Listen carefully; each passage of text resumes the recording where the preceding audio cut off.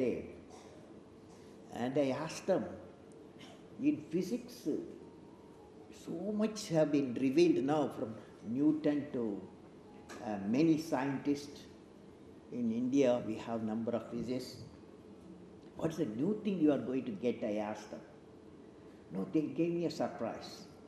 The surprise was physics, we know only 10% of what we are supposed to know. 90% yet to know, they told me. Is it correct? Do you all agree? You agree? The researcher will be very happy. So, and this LHC is supposed to reveal, this experiment is going to reveal some of the unknowns about particles. It is an international project. LHC is an international project. The collaboration range from one continent to another. I saw a number of Indians. Nearly 30 Indian institutions are partner in this LHC, many universities, Atomic Energy, TAFR, and I was very happy to see, I met Indian researchers there, and we give a lot of, collaborate, and we give a lot of product. India is also participating in these large experiments. Apart from path-breaking developments in the areas of detector technology, the electronics, instrumentation, there is one area where present technology reaches a roadblock, that is handling of terabytes amount of data and hundreds of teraflops of computing power. The need of working with the data at very high speed and by large number of people makes the issue even more challenge. Getting this huge amount of computation need at one place is just impossible, notwithstanding tremendous progress made in the computing and communication technology. The unique facility, a well-known facility emerged in this laboratory, CERN laboratory, is a grid computing facility. And I saw a demonstration of grid after coming to India. TAFR and CERN have been connected. CERN has established the grid with 622 Mbps network between the participating nations using their computing through internet in 4 tiers. It is a technology where one needs to deal with the problem of connecting a heterogeneous system and connecting them at high speed so that they break the barrier of distance, and most importantly dealing with the all important security in the present connected world. India is a partner in this mission. I am giving this experience so that our scientists who have assembled here can work for such a breakthrough research using Indian accelerated development in India. CERN also, CERN, one of the claims they made that midnight was, CERN also claims that one of their earlier research before LHC resulted giving the world internet system. They are very proud of, they are one of the sources for internet system. Now I come to today's discussion. I would like to congratulate the team members of IUAC for commissioning the 2 to 3.5 MeV superconducting linear accelerator and activating all the 8 accelerating resonators to the acceleration process for generating the ion beams. I am sure by the total automation will substantially enhance the utilization of the superconducting accelerator facility by the researchers. It started? Automation over fully? Yes. So once it is done, many researchers can be using. IUAC indeed has generated a great research environment. This is very important. These days for India is very important. IUAC indeed has generated a great research environment for the researchers and faculty members of number of universities and institutions. Researchers from over 60 universities are conducting research every year. The experimental work and the interaction with the faculty members have facilitated creation of 100 PhDs, I understand, in the last decade, and 120 students are pursuing research now. They hail from 100 universities spread from north to south and from east to west of our country.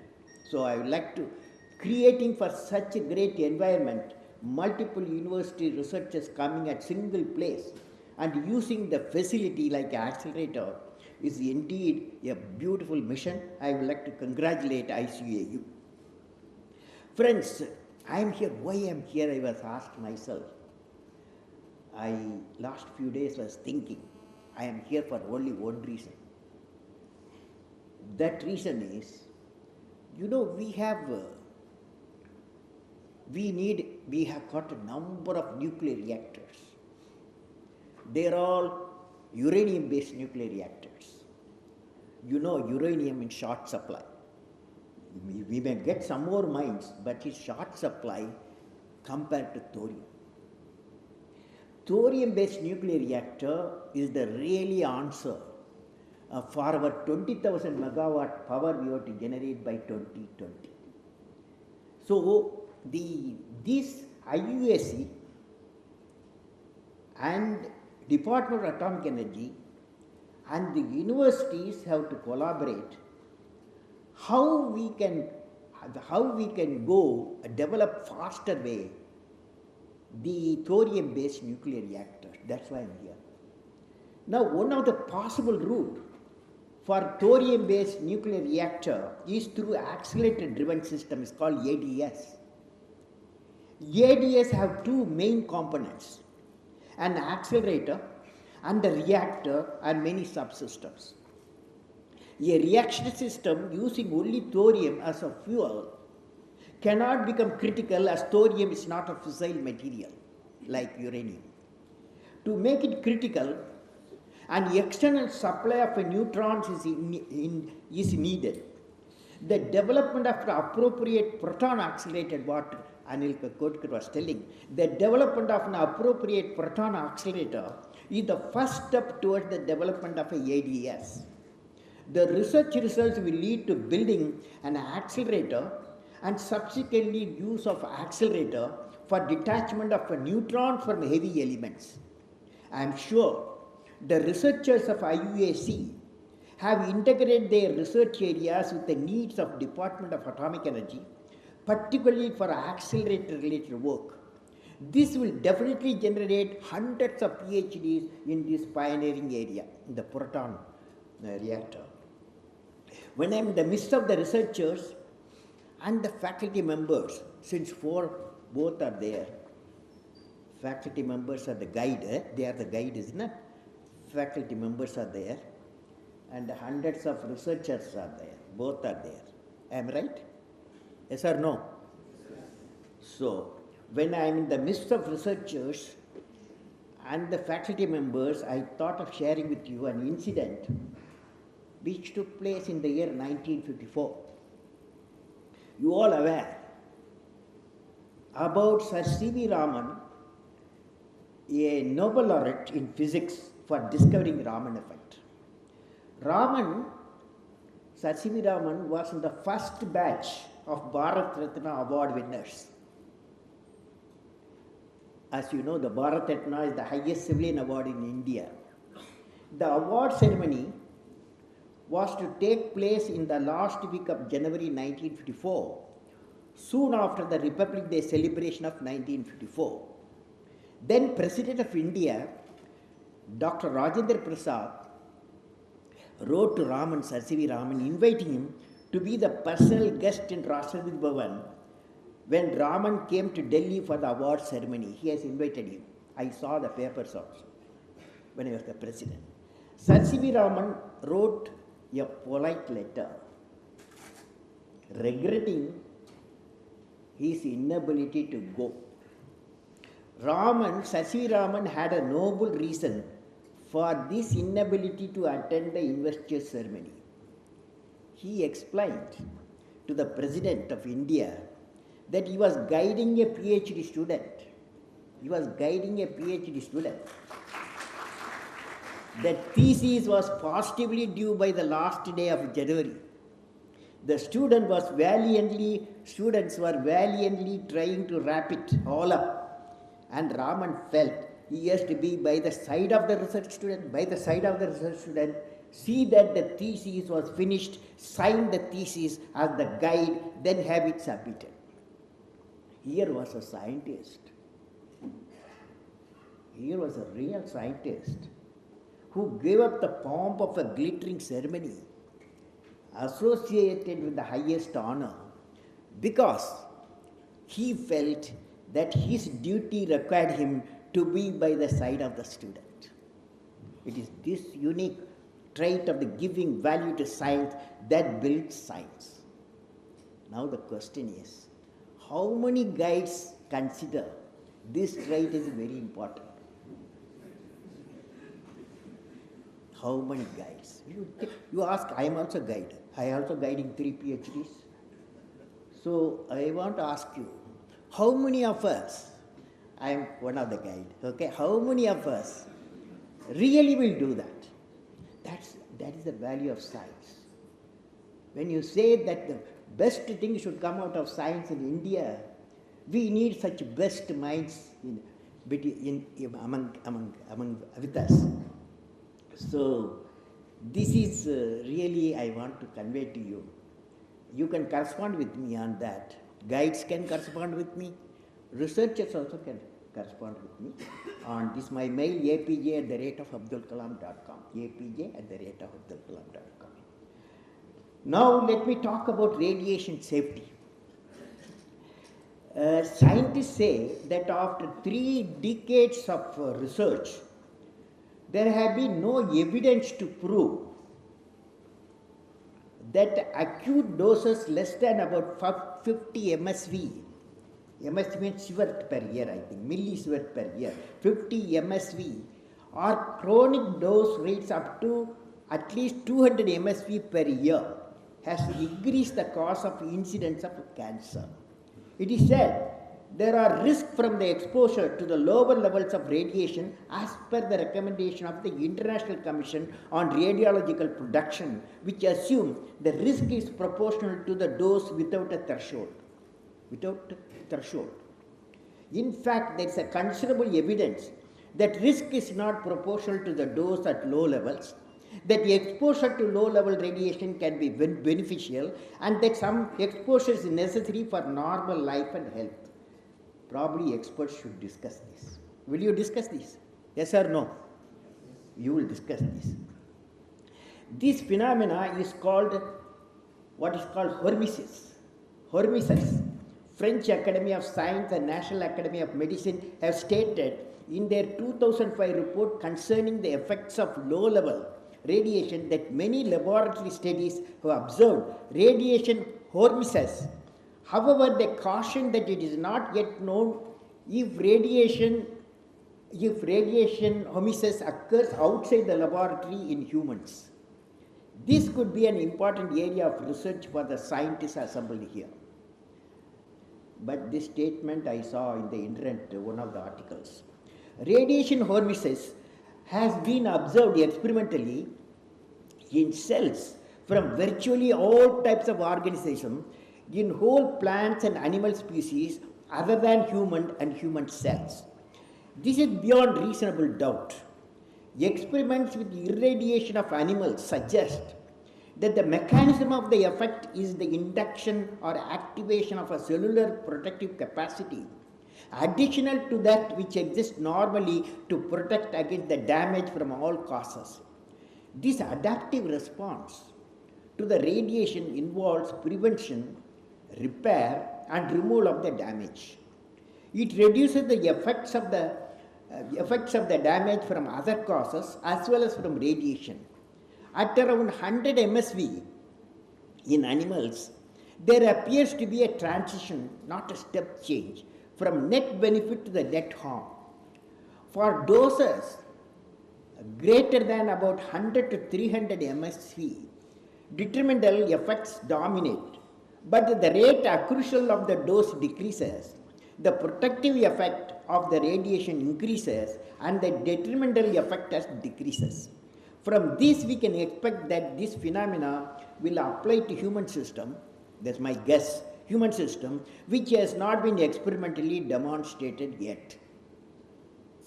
I have noticed a biological phenomena in Leh, Ladakh. Nature has provided higher capacity of lungs to the native population of Leh to cater for the low density of air at a high altitude. They do not get pulmonary edema, and they did not get did not get acclimatized as we do when we go high altitude region. For example, when I do Siachen, I have to acclimatize myself. Now, friends, it would be reasonable to expect that this might also apply to humans, but controlled experiments cannot be conducted on people to prove it. Epidemiological information has been provided by the radiation exposures due to nuclear explosion, accidents, medical procedures, and occupation, as well as from natural background sources. However, epidemiology is subject to major confounding factors, particularly cigarette smoking, which is far more carcinogenic than the radiation. It is surprising to find that major epidemiological studies have been aimed at evaluating risk, not determining whether benefit occurs. For a change, the scientific community assembled here must take studies on the benefits of radiation on human beings, plants, and animals. If you go to the hospital, you will find cancer hospital, number of equipments are there, and radiation treatment, low-level radiation treatments being given. Now, studies of nuclear industry workers, in one of the American studies of nuclear industry workers have found correlation between the health and the occupational exposure to radiation ranging from positive to negative. Some of the apparently beneficial effects have been explained by critics of the studies as being due to the healthy worker effect. Beneficial health effects of the radiation were indicated by the US nuclear shipyard workers study carried out between 1980 to 1988, in which death rates of 28,542 nuclear workers having cumulative occupational doses greater than 5 MSV were compared with 10,462 nuclear workers having cumulative occupational doses less than 5 MSV, and with 33,352 non-nuclear workers having the same age distribution, no occupational exposure. The total database for this study covered almost 700,000 shipyard workers, including about 100,000 nuclear workers. The three study groups were selected to represent workers doing identical work and given the same health care. Although the title of the report implies that this was the study of a general health effects of the exposure to radiation, it was primarily directed toward adverse health effects. Risk, it did not find any risk. In fact, the data show that mortality rates from all the three causes, from all cancer were lower for the workers with a higher exposure, although this was not identified as a finding of the study. In the battlefield, another area in the battlefield, one day, I hope we don't see that battlefield, but in case it was wanted, we can't escape. In the battlefield, when the attack is in progress, nuclear attack is in progress, we have a funny situation. No first use. You know about it, isn't it? Nuclear doctrine says India has got a no first use. Now, all the more, the workers here assembled here, scientists assembled here, should know when the attack is progressing, whether nuclear attacks taken place. What is the detection system? How fast the detection? Because it is very important for a country like no first use country, for immediate detection that it has happened so that we can reply. In the battlefield, when the attack is in progress, it is essential to continuously monitor and identify whether a conventional weapon has been used or a nuclear weapon has been used, so that the nuclear command can be activated within the shortest time of a nuclear weapon attack. This is definitely a challenge for the monitoring system designers of radiation detection system, mobile monitoring system, designers of radiation detection system, and just at the time of occurrence of nuclear event. Now, when I discuss with various nuclear people, a nuclear institution, both India and abroad, some new point came in. I thought of sharing with you. I don't know if it's correct. Contractors are being paid substantial amount of money to clean up nuclear sites to lessen the background levels of radiation periodically. They may not openly say that this is a waste of money, particularly when the public has been led to believe this is necessary. However, I do consider that it is important for scientific community to advocate the right method of cost-effective nuclear waste disposal. I do not believe it does in this case. Risk from doses up to at least 50 MSV in a year are either negligible or non-existent. Hence, the conference may like to examine and make recommendation what should be the action by the government, especially since a large number of nuclear power plants, both uranium-based and thorium-based is going to come, will be getting established in the country within the next decade. Friends, in conclusion, I am in the midst of a